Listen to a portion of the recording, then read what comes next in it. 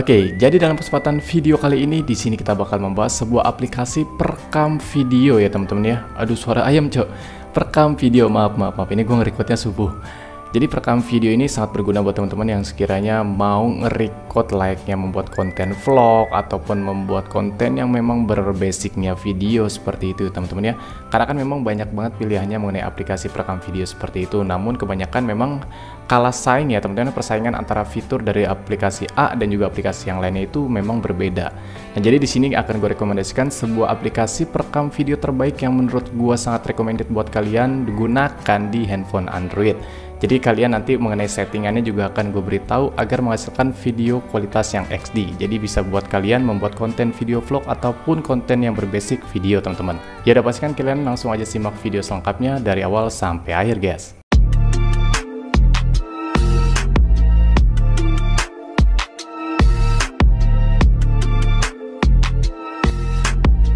Oke, jadi seperti yang kalian lihat saat ini gue menggunakan aplikasi perekam video yang gue akan rekomendasikan ke kalian teman-teman. Nah kebetulan untuk ini gue setting autofocus kayak gini ya teman-teman ya. Jadi kalian juga bisa autofocus menggunakan ini, karena mohon maaf kalau ini sedikit goyang karena gue tanpa menggunakan tripod teman-teman. Biar kalian enak lah. Ini gue sengaja membuat videonya di jam segini karena kalau kalian nge-record kalau di settingan di bagian tampilan cerah ya, cahaya full, kemungkinan sih ini bakal bagus-bagus aja, tapi gue makanya sengaja gue nge-recordnya itu malam teman-teman. Jadi ini tanpa lighting, hanya di support sama lampu plafon gitu, lampu plafon. Nah lu lihat no, lampu plafon ya. Nampaknya lampu plafon doang lah. Nah jadi ini adalah aplikasinya adalah Open Camera ya teman-teman. Ini adalah salah satu aplikasi yang gue gunakan setiap kali gue membuat video facecam kayak gitu teman-teman. Nah di sini kalian apabila kalian ini di mode foto ya, kalau kalian mode video ya, kalau kalian pengen mode foto ini bisa kayak gini. Nah jadi nanti mengenai resolusi semuanya nanti ini bisa kalian gunakan lah pokoknya. Dan ini gue menggunakan hasil suaranya menggunakan headphone ya teman-teman ya. Jadi karena gue sengaja nggak pakai tripod.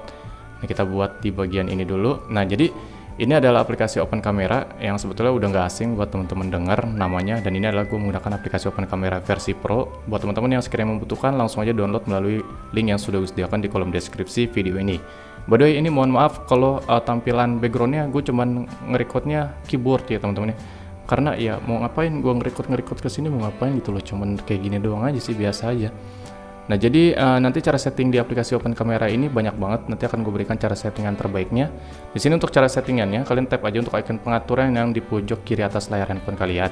Nah di bagian settingan ini ada di bagian kamera kontrol ya teman-teman ya. Jadi ini dikhususkan untuk penggunaan kalian potret foto gitu teman-teman. Jadi aplikasi ini juga bukan hanya sekedar untuk merekam video, melainkan kalian juga bisa menggunakannya sebagai potret foto teman-teman.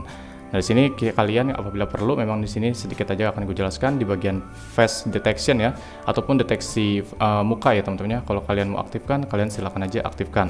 Di sini juga ada fitur timer, jadi bisa mendelay selama beberapa detik kalau kalian pakai mode foto ya, tanpa kalian memegang handphone kalian ataupun kalian menggunakan tripod. Jadi kalian gunakan, kita cari-cari yang terpenting aja settingan video karena kita pembahasannya mengenai video ya teman-teman ya. Nah kita langsung masuk ke bagian ini ada foto and video setting. Kalian masuk aja ke bagian fitur video setting. Nah ini banyak banget settingannya dan banget menurut gue paling sangat recommended buat sebuah aplikasi perekam layar untuk digunakan di handphone Android, karena banyak banget memang YouTuber pemula yang gue perhatikan penggunaan dari Open Camera ini untuk membuat konten vlog kayak gitu teman-teman ya. Karena kan memang basicnya itu walaupun menggunakan handphone Android kita butuh settingan kamera yang terbaik, walaupun kameranya nggak bagus-bagus banget gitu teman-teman. Nah jadi untuk mengenai settingan terbaiknya mungkin ini yang sedikit gue lebih pahami aja ya teman-teman ya, dan menurut gue sangat recommended buat teman-teman gunakan ya teman-teman. Nah di sini ada video resolution. Nah di settingan video resolusi ya, settingan resolusi videonya aja ini banyak banget.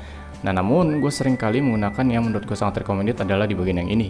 Gue sering kali menggunakan resolusi Full XD dengan rasio layarnya itu adalah 1920 x 1080p.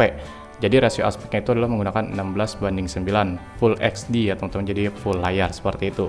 Nah untuk resolusi terserah teman-teman sih, menurut gue sih terserah kalian. Namun gue sarankan jangan terlalu tinggi-tinggi juga, apalagi kalau handphone kalian yang mungkin device kalian itu masih RAM 3 gitu tentunya, RAM 4 itu menurut gue 4K bisa patah-patah malah teman-teman.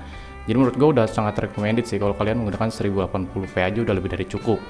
Nah untuk enable digital video stabilization ini kalian aktifkan saja biar hasil videonya itu stabil teman-teman. Nah, untuk video format kalian bisa menggunakan MPEG 4 H264 ataupun MPEG 64 HEVC teman-teman. Jadi antara dua ini. Tapi buat kalian teman-teman ya, buat kalian yang menggunakan webcam ya, web kamera gitu, kamera webcam, kalian pilihnya di bagian ini ya, webm, audio not support yang ini teman-teman. Nah, sekarang masuk ke fitur selanjutnya di bagian maksimum durasi of video. Nah, buat teman-teman yang selalu nanya, bang, coba aplikasi perekamnya itu yang nggak ada batasannya. Nah, ini adalah yang bisa kalian gunakan. Kalian bisa menggunakan unlimited aja di settingan ini. Jadi kalian bebas mau ngerekam video di handphone kalian itu berapa jam aja, selama kartu memori kalian cukup teman-teman ya. Selama kartu memori kalian tuh cukup aja teman-teman. Jadi nggak perlu kalian batasin. Jadi unlimited, bebas. Nah, di sini ada restart video after max duration. Artinya kalian setiap kali kalian selesai nge-record itu langsung restart otomatis. Nah, gue cenderung sering menggunakan don't restart. Jadi nggak perlu di restart ulang teman-teman. Jadi biarkan settingannya seperti ini aja, seperti itu settingan di utama ya, settingan awal kita. Nah, di sini juga ada maksimum file size ya, maksimum file size of video. Di sini ada device default sampai 100 MB, bahkan sampai bisa 9 GB. Nah, jadi untuk maksimum file size ini gue sarankan kalian menggunakan device default aja. Ini lebih cenderung ke yang bagian yang tadi ya, maksimum durasi video. Jadi artinya kalau kalian menetapkan ukuran ini, jadi per 100 pada saat kalian merekam video nih, ukuran video tersebut sudah melampaui, misalnya kalian menggunakan 100 MB. Nah, perekam video itu sudah melampaui dari ukuran 100 MB. Nah, maka nanti perekam video tersebut itu bakal berhenti. Jadi biar nggak kalian nyaman gitu, kalian nyaman, kalian gunain aja yang device default ini teman-teman. Lanjut lagi ke fitur selanjutnya. Di sini ada restart on maximum file size, biarkan aktif kayak gini. Record audio pastinya juga aktif ya, biar kalian ada suaranya di hasil video kalian nanti. Nah, barulah kalian menetapkan audio short ataupun di sistem suaranya. Di sini untuk camcorder itu adalah pilihan default ataupun bawaan. Gua rasa ini skip aja, nggak recommended buat kalian gunakan. Jadi kalian gunakan antara yang ini ya. Nah, jadi external mic ini adalah yang sering gue gunakan, external mic if present.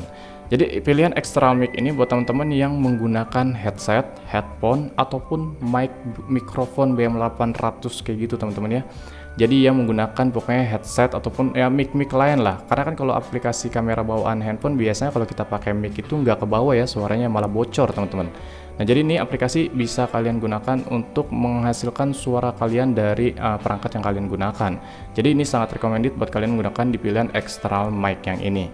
Nah, lalu buat teman-teman yang misalkan tanpa menggunakan mic, silakan aja kalian bisa menggunakan yang lainnya seperti itu. Tapi gue sarankan buat teman-teman pasti kalau kalian nge-record antara kalian menggunakan headset ataupun clip on kayak gitu kan, kalian cocok menggunakan external mic yang bagian yang ini ya, di bagian audio shortnya ini. Nah, lalu untuk audio channel jangan lupa kalian pilih di bagian mono aja. Karena kalau kalian pilih yang stereo itu nggak selalu support semua device teman-teman. Lanjut lagi ke fitur selanjutnya, ini ada lock screen when recording. Lock screen itu adalah mengunci gambar ya teman-teman ya. Jadi kalian kalau mau nge-lock tampilan seperti kayak face detect kayak gitu teman-teman ya, mendeteksi foto ataupun wajah kalian bisa aktifkan fitur ini. Dan untuk video subtitle nggak terlalu penting, biar kita skip aja. Nah, barulah kita setting menyesuaikan dengan hasil videonya nanti biar menghasilkan kualitas video yang XD. Nah, di sini ada bitrate, frame rate, dan juga critical battery check. Nah, kita fokus ke video bitrate. Sebetulnya video bitrate ini bisa kalian gunakan, semakin tinggi bitrate yang kalian gunakan, semakin jernih juga hasil video perekaman kalian. Tapi gue sarankan kalian juga sesuaikan dengan handphone kalian teman-teman, karena apabila melampaui 50 Mbps, terkadang kalau di device Android itu yang nggak support bisa menjadikan hasil video perekamannya itu malah patah-patah. Nah, gue selalu menggunakan yang 20 Mbps, itu udah maksimal banget menurut gue untuk perangkat handphone Android menggunakan aplikasi perekam ini ya teman-teman ya. Jadi hasil videonya akan jauh lebih jernih juga.